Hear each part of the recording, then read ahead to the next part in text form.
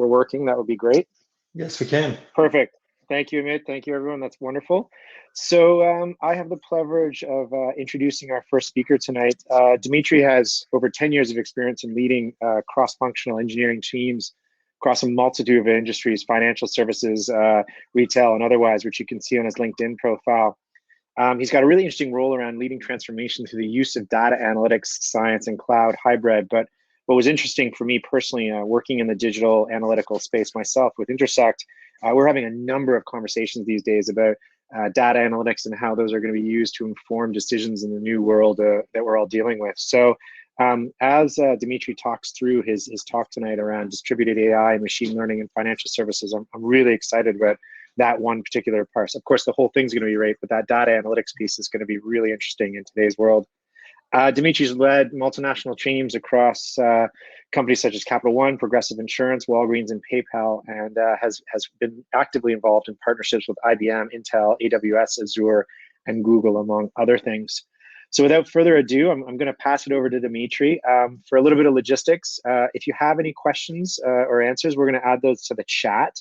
My colleague Hare Krishna is going to collect those questions into sort of a consolidated format and summarize them. And at the end, we'll ask sort of the top 2-3 questions we can in the extra few minutes we'll have. We are very tight on time, so I'm going to stop talking so we can get to the real speaker today. Dmitry, thank you so much. Put in your Q&As in the chat, and we'll try to throw some at the end. Thank you so much, Dmitry. Over to you. Awesome, Stuart. Thank you. I think you need to enable my share screen button so I can actually share the slides. Okay, let me see if I turn mine off. Okay, there you go. Great. Perfect. So just let me know when you can. Yep, we can see it here. I can see your screen. If there's any, maybe we can hear anyone. Yep, great. There's a couple of people on the poll saying they can hear your screen. Okay, awesome. Thank you so much. And it's full size, right? You see my main screen. Yeah, you're able to, anyone, if you click on it twice, you can maximize the video, and so you can make it bigger. Okay. Thank you, Stuart. Pleasure to be here. So Dmitry Baev, Vice President of Solution Engineering at H2O.ai. And today we're going to be talking about deploying distributed AI and machine learning in financial services. Now, before we start talking about the technology, I do want to kind of really frame what it takes to go through AI transformation. And it comes down to 3 things. It's about data, AI, the technology, and people, as in, what kind of talent do you actually need to bring to the table to be able to go through this type of transformation.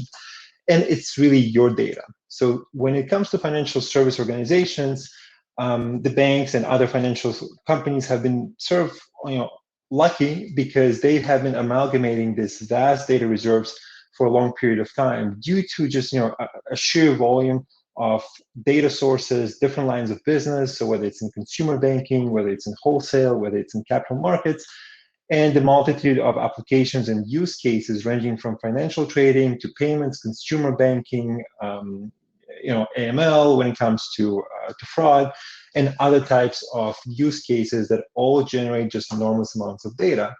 And for the last, I would say, 6 to 8 years, the banks and, again, a lot of the financial institutions have gone through a significant transformation on the data management side by breaking down those data silos and bringing the data together into what's known as the data lake or the enterprise data lake. And that is actually what serves as the foundation in order for you to now start developing an effective AI and ML strategy at the organization level. So what you can see here with this AI hierarchy of needs is that the bottom layers are all around data management. So we start by collecting the data, storing the data, transformation, exploration, enrichment, but it all comes down to how well can you manage your data through the data governance, the data lineage, the data preparation steps, and largely that is the foundation before you even get to data science. The higher tiers in this hierarchy are all data science related, and this is where really H2O as a company plays a significant role. So talking about H2O.ai, AI and ML platform, it's really about 3 things for us. So starting on the left, you look at the distributed machine learning algorithms that have been designed to run in memory at large scale. So being able to process terabytes and petabytes of data that are sitting in your big data environments, whether these are Hadoop, Spark, or Kubernetes based. So that piece of the platform is all about the algorithms or the math. Now, moving to the right with H2O driverless AI, you now start getting into an automated machine learning platform, which is all about condensing the time to value. How long does it take for me to go and code everything by hand? So now I would need to shorten this time, and I need to be able to deliver machine learning models that are production ready. And so this piece of the platform is all about the ML models.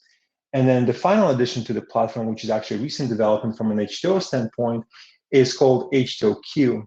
And that's all about democratizing AI. So how do I now take the knowledge of my algorithms and the models, and how do I truly deliver it to the masses? So how do I enable my business stakeholders and other consumers to be able to use AI at scale through AI applications, just the same way as you would have this with your iPhone App Store and similar type of idea. So that part of the platform is all about AI applications. Now let's start with the first piece, which is really the math and the algorithms themselves. So we don't have the time to go and really talk about in depth about every algorithm, but it's really the distributed nature of the math that where algorithms such as distributed random forest, gradient boosting machines, XGBoost, and many others have been designed to be able to run at scale across massive amounts of data and across different distributed environments.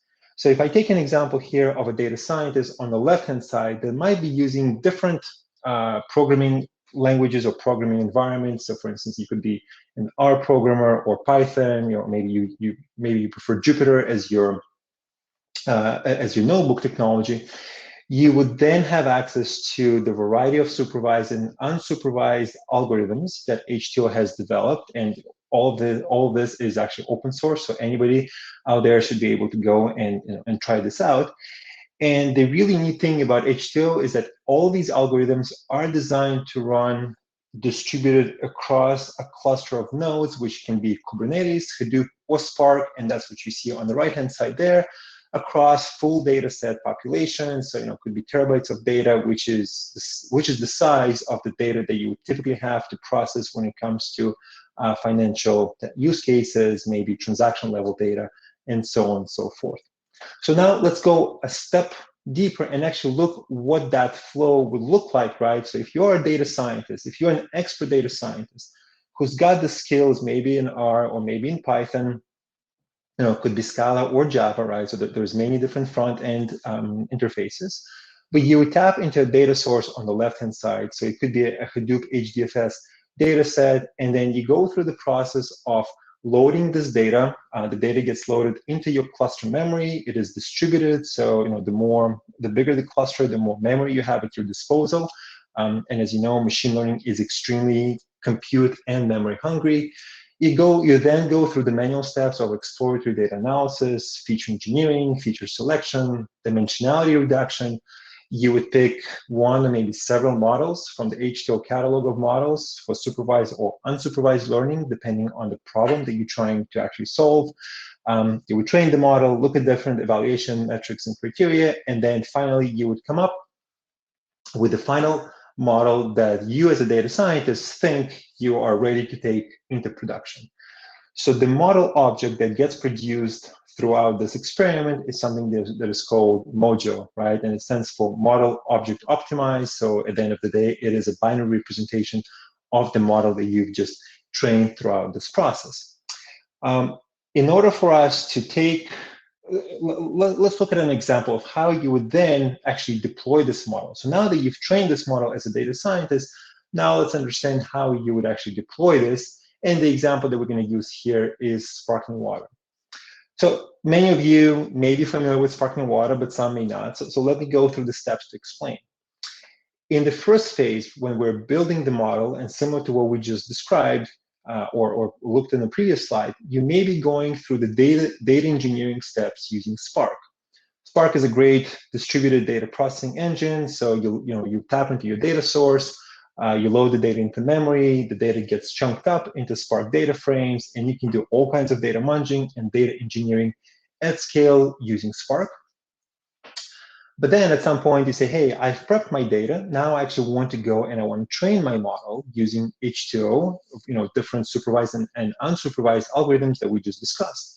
And this is where sparkling water comes in. So think of sparkling water as a bridge or the API wrapper that allows you to natively go between Spark data frame and H2O data frame, and then call any of the H2O model API that say, hey, I want to train a GBM model or a distributed random forest model or CoxPH. Obviously, you can use any of the models that are available through the H2O API.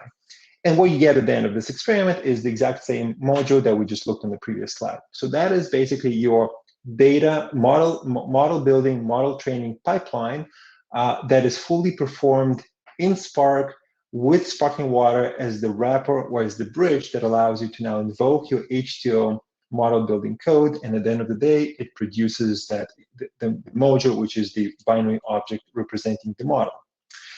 Now, the next step here is obviously to go and deploy this model. And now we're going to go through a model scoring flow where now maybe you've got a stream of data. So let's say we're looking at transaction fraud. So maybe you now have a real-time stream of transactions that are coming in, and this little bus could be a Kafka queue that get pulled into a Spark or Spark streaming, could be Spark batch or Spark streaming application. And same way, through the use of the sparkling water as the wrapper API, you're now able to call the H2O module, the model object that you've just trained in the first pipeline, and that model produces a prediction for you, right? I mean, seems easy, fairly straightforward, but not so much, right? Because it requires time and it requires expertise. Now, as we all know, enterprise machine learning workflows can be very tedious, can be very cumbersome. There's a lot of manual steps, and it is extremely iterative process. Even looking at each one of these steps on its own, so if I look at feature engineering, I need to really understand different types of encoding. I need to understand how to create new features. For model building, I need to be aware of all the different algorithms. One algorithm may perform better than others. How do I avoid overfitting? How do I perform cross-validation, parameter tuning, right? There's a lot of intricate details that requires expert data science skill set. And then, once I've trained my model, how do I actually explain the model results? How do I document this? And so on and so forth, right? The the takeaway from here is that everything is very time consuming and it all requires advanced skill set from a data science standpoint. So it is an extremely iterative process, and it can take, it could take weeks to months until you have a single production ready model if you were to go and do everything by hand. So there's a clear need for an automation framework, which is now we're entering AutoML, which stands for automated machine learning. And we really look at this as multiple generations. So in the first generation of AutoML, and that's where H2O AutoML really fits in, you have things like automatic model selection, hyperparameter tuning. You can configure different performance metric, you can specify different grid search strategies, and then at the end of the day, the framework is going to go crunch all these different models and produce a model leaderboard where you can look at the performance and select which model is performing the best, and hence maybe go forward productionizing that model. But what's missing from there is that you still have to do all the advanced feature engineering, you still have to do all the transformations when it comes to interpretability, documentation, and so on and so forth. That is not accounted with the first gen, and it is absolutely the foundation of what we have, what H2O driverless AI brings to the table when we start talking about the second generation of AutoML.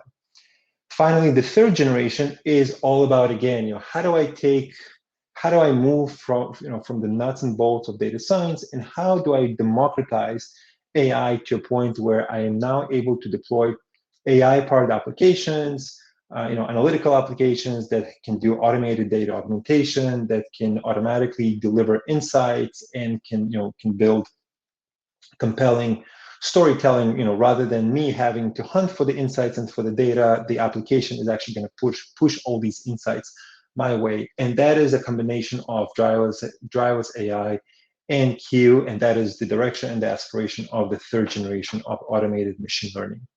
So if we now take a closer look at the same workflow that we've just went through in a couple slides before, and now we apply H2O or AutoML, right?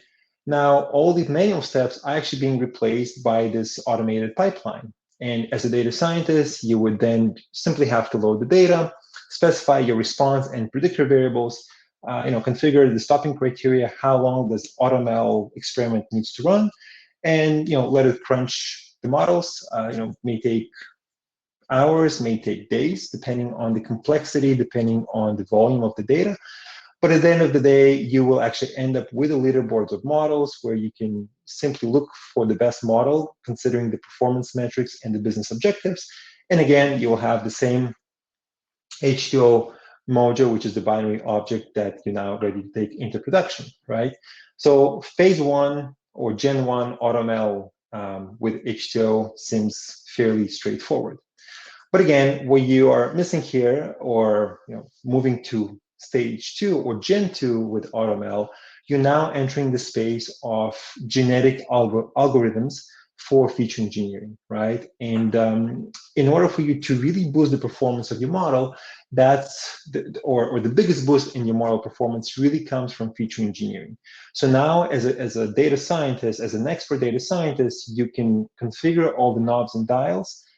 But rather than go through this very manual and very iterative process of data exploration, feature engineering, feature selection, and so on and so forth, now you can let AutoML, driverless AI do its work and then essentially run through the experiment end to end up until a point where you have a production-ready model.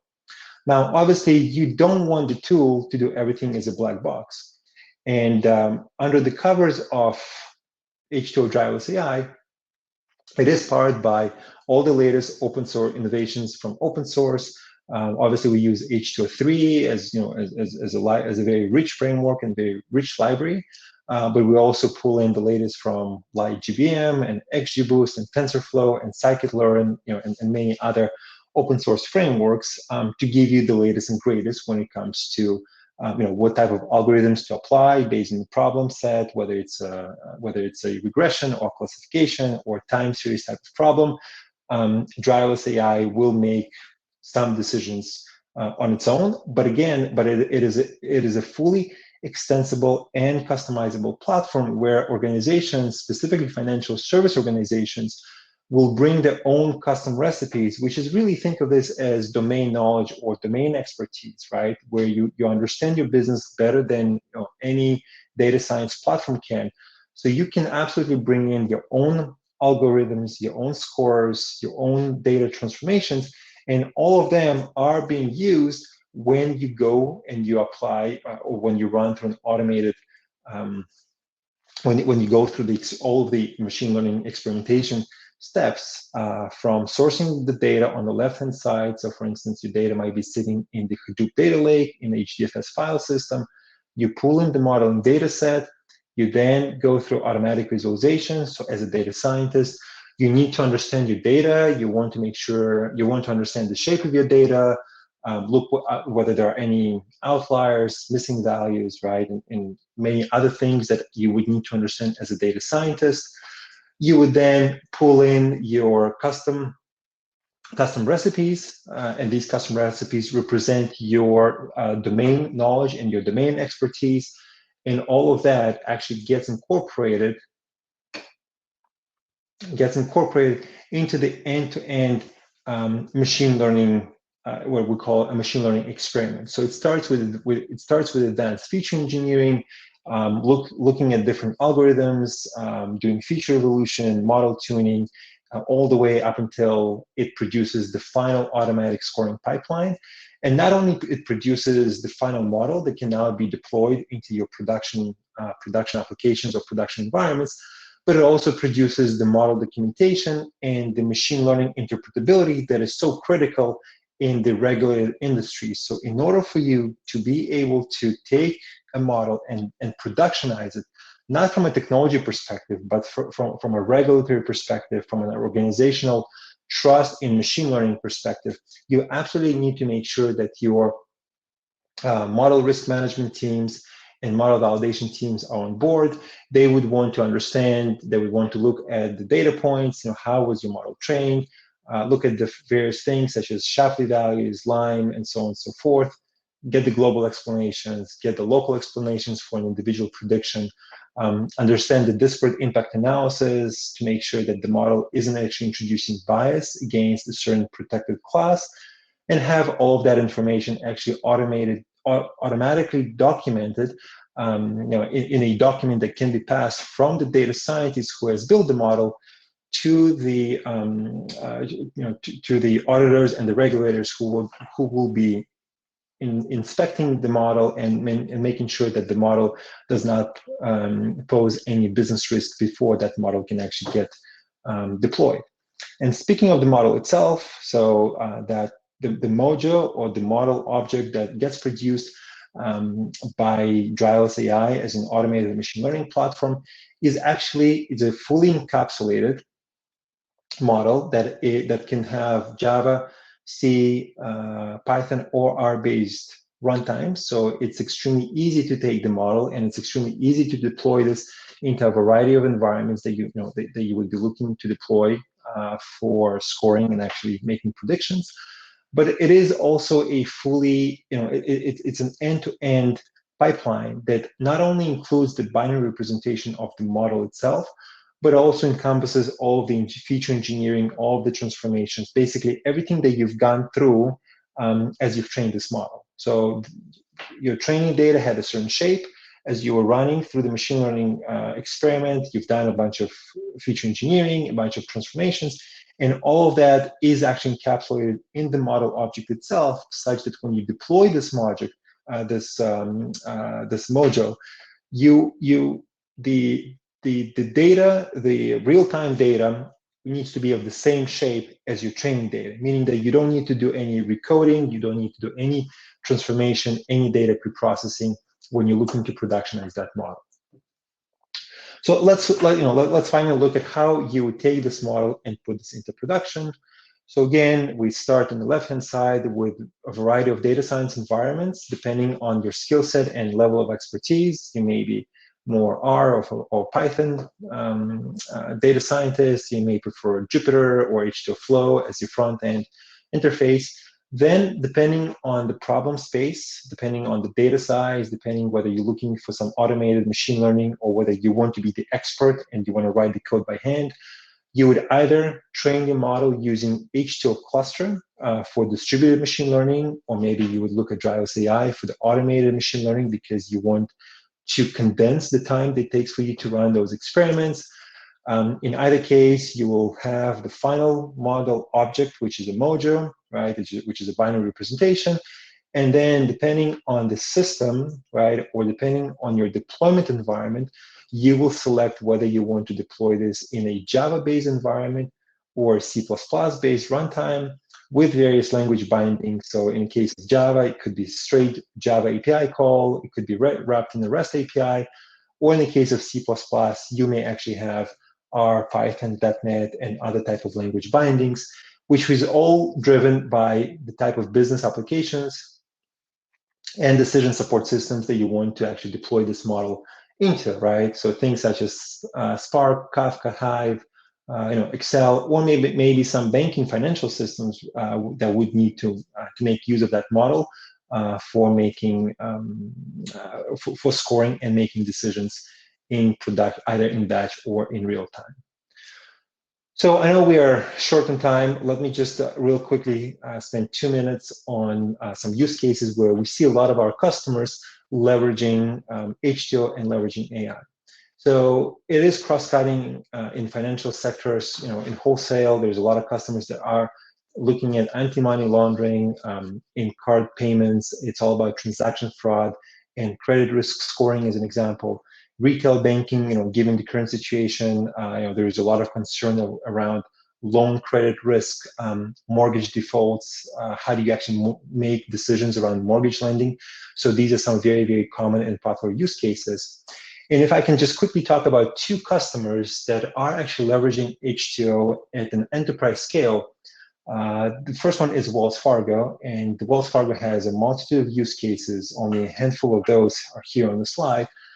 But the key reason, not so beyond the automated machine learning, right, and beyond the savings that it takes them to train those models, they are actually really, really keen on the machine learning interpretability. If you're familiar with the amount of time and effort that it takes for you to actually have a model approved through the model risk and model validation teams to deploy that model into production, that process could take 6 to 9 months. So not only Wells Fargo is significantly cutting down the time it takes them to train the model, but they're shaving off months and months on the time that it takes to validate the model due to interpretability and the explainability of the machine learning of the machine learning that you get with driverless AI.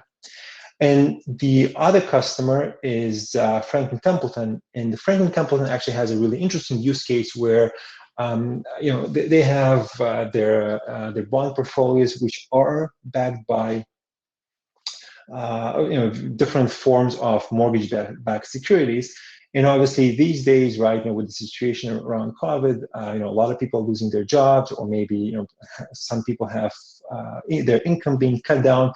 There is a significant risk and there is significant exposure. So what Franklin Templeton needs to do is they need to understand what is their risk exposure in terms of any mortgage-backed securities that may go bad. So they need to actually look at the individual loans that are backing those securities in their portfolio.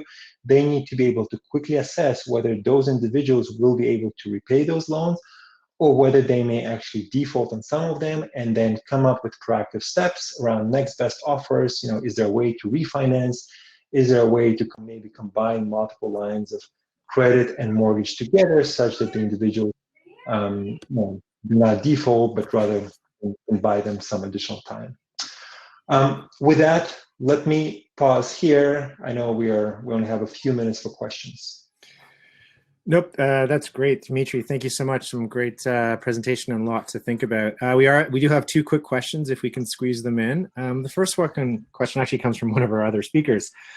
Does the integration with Spark in sparking water speed up the process compared to H2O without Spark? So Spark is a great framework for data engineering, and for customers and environments where they already have Spark, where they have Spark pipelines and where they have data engineering being done through Spark, the integration of H2O3 through sparkling water is just a very seamless way to bring those two things together. So you don't lose anything.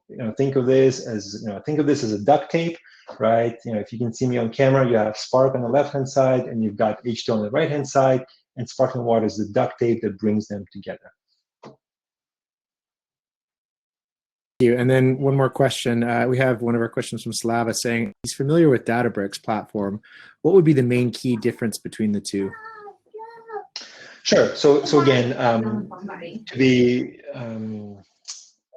if you think of Databricks, right, or Spark, so whether Databricks runs in the cloud or if you have Spark running on-prem, the real focus of the Spark ecosystem is around data engineering, and this is not where H2O3 or driverless AI play. So the data engineering aspect of things needs to happen upstream before you even get into machine learning.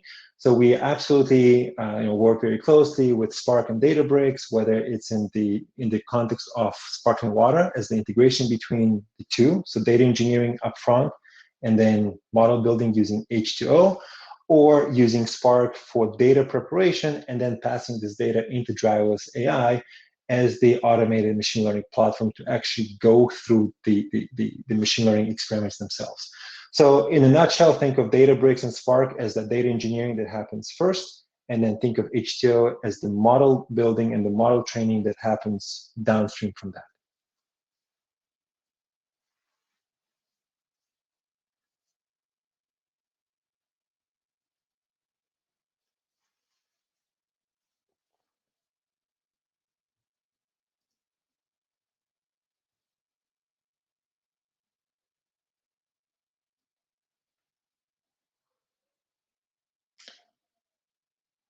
Joey, can you still hear me? Hi, everyone. So yeah, we're unfortunately out of time right now. So Dmitry, thank you so much. That was a great presentation. I'm sure people can find you on avenues such as LinkedIn and other, the H2O site, of course, to follow up. Thank you all, and we'll move into our next session in about 5 minutes. Dmitry, I hope you'll join us for the next one, because one of our questions came from who's speaking next. So I'll let you lead with that one. Thank you so much, Dmitry. Have a wonderful evening. You too. Take care.